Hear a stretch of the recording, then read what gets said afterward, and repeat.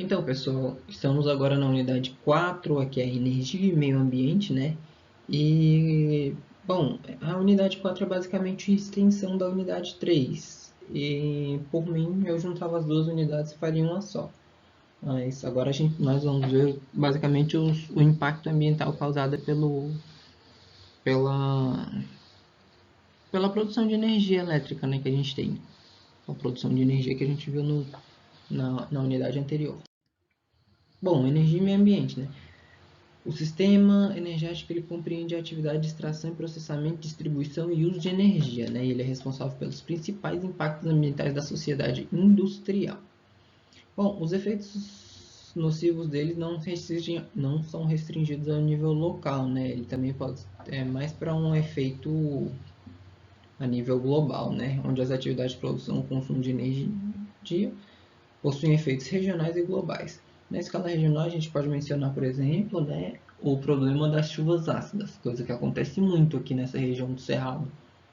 As primeiras chuvas elas são ácidas, muito nocivas para plantações e até para a nossa pele, podendo causar até câncer de pele, pessoal.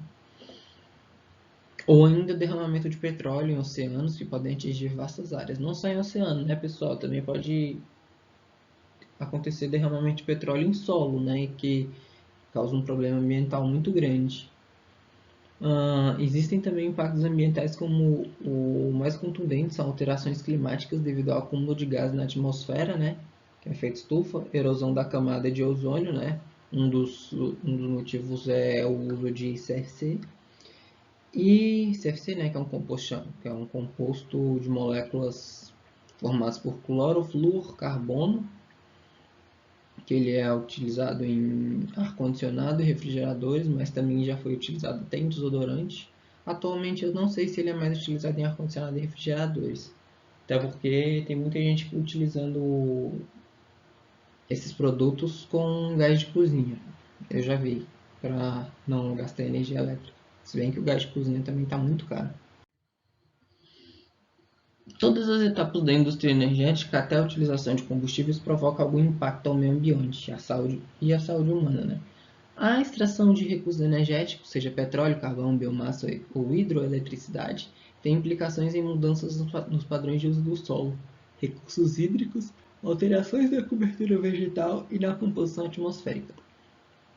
As atividades de mineração, basicamente carvão e petróleo, empregam cerca de 1% da mão de obra global.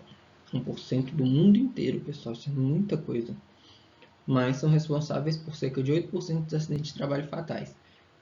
Quem mexe com essas coisas mexe com dinamite, né, pessoal? Mas pode ter cavernas, deslizamento, qualquer tipo de acidente que envolva fogo, né? Eles são altamente inflamáveis, tanto o carvão como o petróleo. Aconteceu nos Estados Unidos, por exemplo, um acidente. Vocês devem ter ouvido falar, né? Silent Hill. Existe até um filme. A cidade de Silent Hill aconteceu a cidade era basicamente uma cidade mineradora de carvão. Só que não sabe muito bem o que aconteceu, se foi alguém que jogou fogo ali ou talvez uma atividade vulcânica. Pegou fogo, isso foi lá na década de, se eu não me engano, foi 60, foi uma coisa muito tempo atrás assim, eu não era nem nascido. E até hoje a cidade está em cinzas, né? O subsolo da cidade está pegando fogo, que o carvão está sendo queimado. Se pesquisarem Silent Hill na internet, a cidade, não o filme é mais ou menos estilo Resident Evil, vocês vão ver que parece que é gelo, mas não é gelo, aquilo tudo é cinza, que está pegando fogo até hoje. Aconteceu a mesma coisa em uma outra cidade que o pessoal foi tacar fogo no lixão, mas esqueceu que a cidade ficava em cima de reserva de carvão também. A cidade até hoje pega fogo. Todos os moradores dessas duas cidades tiveram que sair da cidade, basicamente. Eles tiveram que ir para outro lugar para conseguir morar, porque, bom, basicamente você não vai conseguir sobreviver sentindo cheiro de fumaça para o resto da sua vida. Essa fumaça é cancerígena, né? Benzeno, enfim. As atividades relacionadas com a produção e uso de energia liberam para a atmosfera, água e solo diversas substâncias que comprometem a saúde e sobrevivência não só do homem, mas também da fauna e da flora. Alguns desses efeitos são visíveis de imediato, né? Outros têm a propriedade de serem cumulativos e permanecerem por várias décadas, ocasionando problemas, como por exemplo os do CFC. A gente sofre com isso até hoje. E a gente não usa mais CFC em grande quantidade como a gente usava antigamente. Bom, o setor energético ele é responsável por 75% do dióxido de carbono lançado na atmosfera. Lembra, pessoal, a gente queima muito combustível fóssil para conseguir gerar eletricidade. Não só eletricidade, mas para conseguir até locomover um carro, não é? 41% do chumbo, 85% das emissões de enxofre, cerca de 76% de óxidos de nitrogênio. Tanto o enxofre como os óxidos de nitrogênio ele tem um papel importante na formação de ácidos na atmosfera, que eles se precipitam na forma de chuvas, né, prejudicam a cobertura de solos, vegetação, agricultura, materiais manufaturados, que sofrem corrosão e até mesmo a pele do homem, né? Essas primeiras chuvas que acontecem aqui no Distrito Federal, desce tudo isso, tudo é precipitado. E se vocês perceberem, as primeiras chuvas elas são até um pouquinho mais quentes do que as outras, né? Elas são bem quentinhas. Parece até que estão fazendo xixi na gente. Enfim, elas são chuvas ácidas. Em contato com a nossa pele, isso pode causar até câncer ou queimaduras leves. Queimaduras leves e até câncer. A constante decomposição de compostos ácidos em rios e lagos afeta a vida aquática e ameaça toda a cadeia alimentar do ecossistema. Nos solos, a acidez das chuvas reduz a presença de nutrientes. Para a saúde humana, a presença de partículas contendo enxofre e óxido de nitrogênio provocam ou agravam doenças respiratórias em crianças, né? Esse tipo de problema tem sido verificado em regiões, por exemplo, da China, né, que é muito populosa, Hong Kong e Canadá, que sofrem os efeitos de termoelétricas a carvão situadas muitas vezes em locais distantes de onde ocorrem as chuvas ácidas.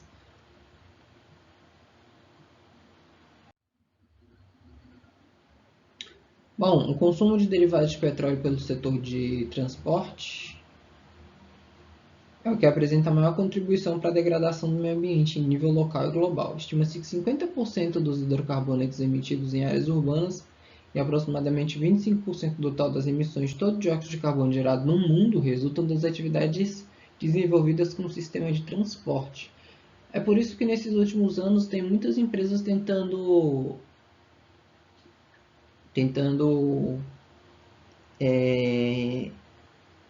produzir carro a eletricidade ou a energia solar, né? Alguma fonte diferente de combustíveis fósseis, né? Existem até carros movidos a hidrogênio, né? Eles são muito bons, mas encontrar hidrogênio líquido puro é muito caro.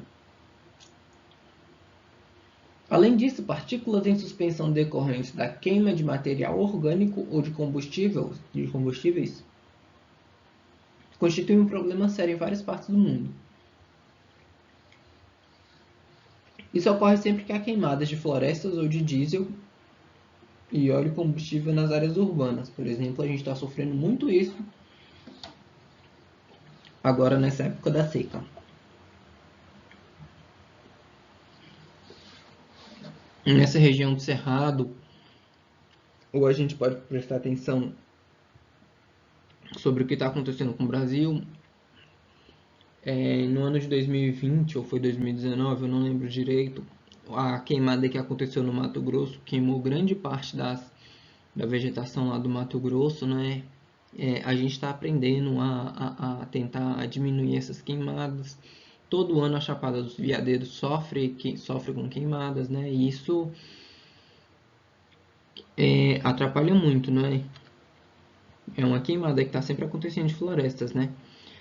Bom, a baixa qualidade desses combustíveis em muitos países, aliada à precariedade de veículos muito ruins, como a gente pode observar lá fora, trânsitos congestionados e condições climáticas desfavoráveis em grandes cidades contribuem para que exista quase uma permanente concentração de finas partículas no ambiente urbano.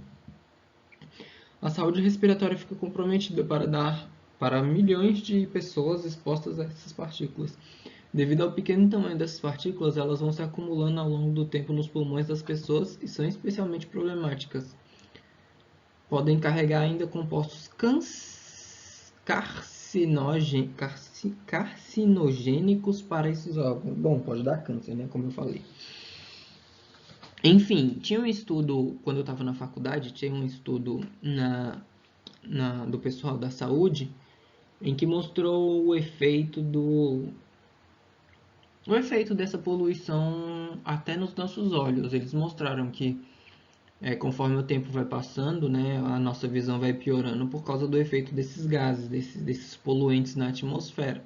Eles afetam os nossos olhos e a nossa visão vai piorando. Nossa respiração também piora muito, né? Respirar fumaça não é muito... Na verdade, não é muito, né? A verdade é que respirar fumaça não é nada saudável pra gente. Se fosse pra gente respirar fumaça, nosso pulmão era acostumado a respirar CO2 e não O2. Bom, o efeito estufa. O que é o efeito estufa, né? Ele é um dos mais complexos e maiores fatores das emissões do setor energético, né? Isso é um problema global relacionado com as mudanças climáticas e o acúmulo de gases como dióxido de carbono na atmosfera. Ele que acentua o efeito estufa. Bom, basicamente o efeito estufa eu não vou ler isso não. O que acontece? A gente tem a nossa camada de ozônio, que ela consegue segurar parte da temperatura do nosso planeta, porque se não fosse essas camadas, a luz do sol ia chegar, o calor ia bater, ia ser refletido e a gente não ia ter calor nenhum no nosso planeta, ia ser muito, muito frio. O que acontece? Com a nossa camada de ozônio, o calor entra a luz do sol entra no nosso planeta, ele é refletido através de forma de calor, mas aí ele bate na camada de ozônio e vai ficando um pouco aí, uma pequena quantidade fica, o resto vai embora. Mas com o acúmulo de gás carbônico na atmosfera, ele vai prendendo cada vez mais esse calor, ele não vai deixando esse calor escapar para fora do nosso planeta, ou seja, ele vai aquecendo determinadas áreas, né? Determinadas áreas vão ficar com essa camada de proteção de gás carbônico e vão ficar sempre sendo aquecidas cada vez mais. Ou seja, o calor, ao invés de ser refletido de volta para o espaço, ele vai ficar retido. Como a gente consegue ver aqui, ó, em locais em que não acontecem o efeito estufa, né, que as emissões de carbono não ficam presas, o que acontece com o calor? O calor, a luz do sol vem e é refletida, ela bate, parte é refletida direto pela camada de ozônio, outra parte é refletida pelas nuvens, outra parte bate no nosso solo e é refletida de volta. Pouca coisa ficaria. Mas com o acúmulo de camadas de gás carbônico que vai ficando na atmosfera, que é esse vermelhinho aqui, o que vai acontecendo, que é esse vermelho aqui que a gente consegue ver nessa imagem, o que vai acontecendo? O calor ele vem, aí ele bate no nosso planeta, né? E ao invés dele ser refletido de volta para a natureza, para o espaço, ele bate na nossa camada de gás carbônico que ficou produzido aí, né? Nessa camadinha de gás carbônico, e o calor volta. E assim ele vai ficar sempre cada vez voltando ainda mais e vai esquentar cada vez mais e assim a gente vai sentir cada vez mais calor. Claro, não é no planeta inteiro que isso vai acontecer, são em determinadas áreas. Bom, uma linha azul termoelétrica de Macaé, né? Que a gente tem uma termoelétrica.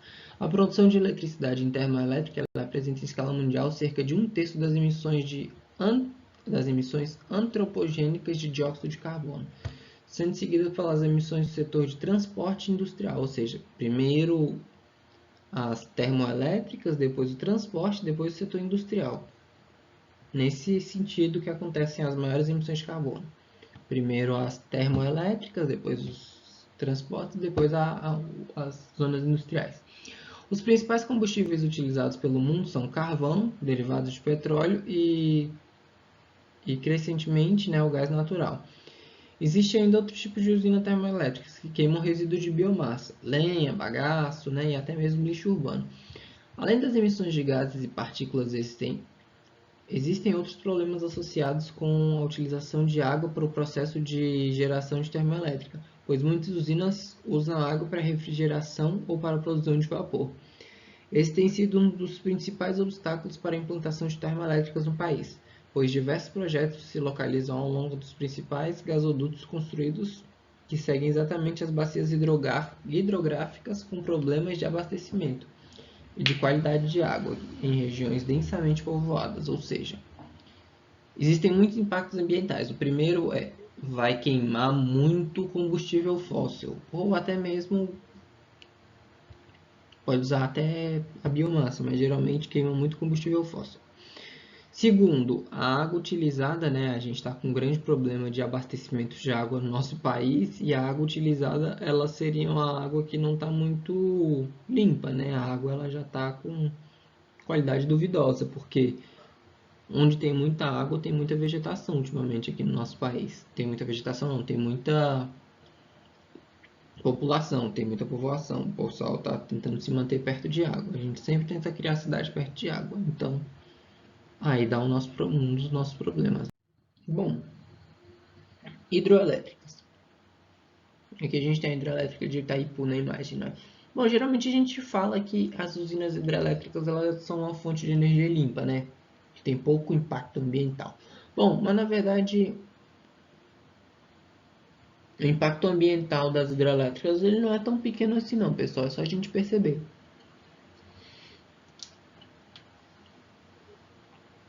A hidroelétrica ela precisa de uma área muito grande para ela conseguir ser abastecida. Lembra que a gente tem que represar a água para ela conseguir ter uma grande quantidade de água. Então, olha essa hidrelétrica e essa hidrelétrica de Itaipu. Olha o tanto de vegetação que se perdeu, o tanto de animal que pode ter sofrido com isso, com a represa, né? Enfim, ela não é muito ecológica, como a gente pode falar.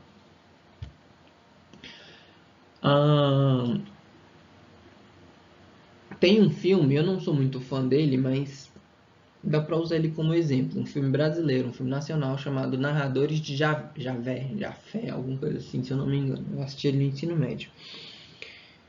É basicamente uma população de uma cidade pequena, né, uma cidade do interior do Nordeste, que eles são expulsos da cidade, né, porque eles vão construir uma usina hidrelétrica ali, eles vão construir uma represa para uma usina hidrelétrica e a cidade está bem no meio. E basicamente eles tentam restaurar a história da cidade para falar que aquilo é um patrimônio histórico para que para que a cidade não seja destruída, né? Para que eles não percam a casa deles. Mas enfim, no final do vídeo eles são expulsos, no final do filme eles são expulsos da terra deles para que assim aconteça a construção da hidroelétrica. E nesse filme não é esse o foco, mas a gente consegue ver a destruição de uma área muito grande para construir uma hidrelétrica para gerar energia para o pessoal.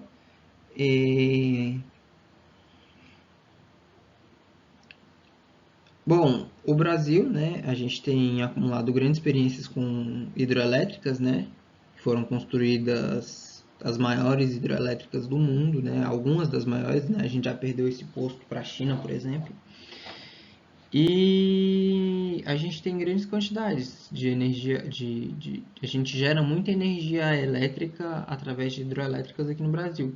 O problema é, com o desmatamento, como a gente já mencionou anteriormente, com o desmatamento, com as queimadas, com tudo que vem acontecendo no Brasil, a gente está ficando cada vez menos água, o que está gerando uma preocupação sobre a quantidade de energia que é produzida aqui no Brasil. O engraçado é que outras fontes não são tão viáveis para a gente porque elas são muito taxadas aqui no Brasil, como agora a energia solar.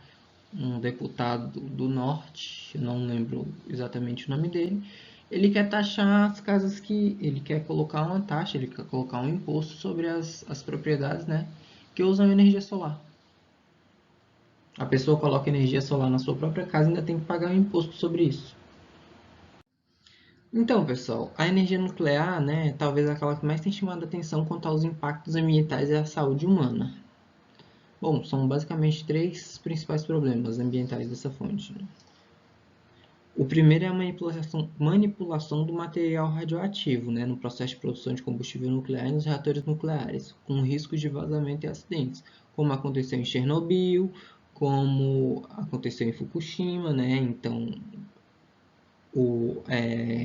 isso tem que ter esses vazamentos dão problemas muito grandes. O segundo problema, né, está relacionado com a possibilidade de desvio clandestino de material nuclear para a utilização de armamento, por exemplo, acentuando o risco de proliferação nuclear. Armas nucleares são grandes destruidoras, não é? Porém, produção de armas nucleares, né? A gente vive num mundo onde as pessoas sempre tentam dar um jeitinho para conseguir cada vez mais poder. E armas nucleares são uma grande quantidade de poder. E tem um grave problema de armazenamento dos rejeitos radioativos da usina, né? Já houve substancial progresso no desenvolvimento de tecnologia que diminui praticamente os riscos de contaminação radioativa por acidentes com reatores nucleares, aumentando consideravelmente o nível de segurança desse tipo de usina, mas ainda não se apresentam soluções satisfatórias e aceitáveis para o problema do lixo atômico. Pessoal, vou falar de novo sobre o que aconteceu em Chernobyl. O que aconteceu em Chernobyl foi exatamente esse terceiro problema aí, né? Rejeito radioativo, só que no caso não foi de uma usina, foi de um hospital. O pessoal pegou material nuclear que estava dentro de um equipamento de tirar raio-x de um hospital abandonado. Aqueles catadores de lixo para tentar vender para o ferro velho. Esse é um dos principais problemas. É o que mais chama atenção. O acidente do Césio 137, que aconteceu em Goiânia, é um grande exemplo disso, do que acontece quando o lixo nuclear ele não é tratado como deveria. Um dos maiores acidentes da história com lixo nuclear. Bom, a gente tem uma fonte alternativa, né, que nesse caso é a solar, que está em imagem, mas a gente também tem a eólica e biomassa, né? Eles não são totalmente isentos de impactos ambientais, embora eles possam ser relativamente menores. A utilização em larga escala de painéis fotovoltaicos ou biomassa implica em alteração no uso do solo, viu, pessoal? A fabricação de componentes dessas tecnologias também produzem efeitos ambientais, como é o caso da extração do silício para painéis fotovoltaicos. Muitos desses sistemas dependem de bateria química para a armazenagem da eletricidade, que ainda apresentam sérios problemas de contaminação por chumbo e outros metais tóxicos para o meio ambiente, ou seja, não é completamente isenta, mas o impacto ambiental ele é muito menor, embora ele ainda exista.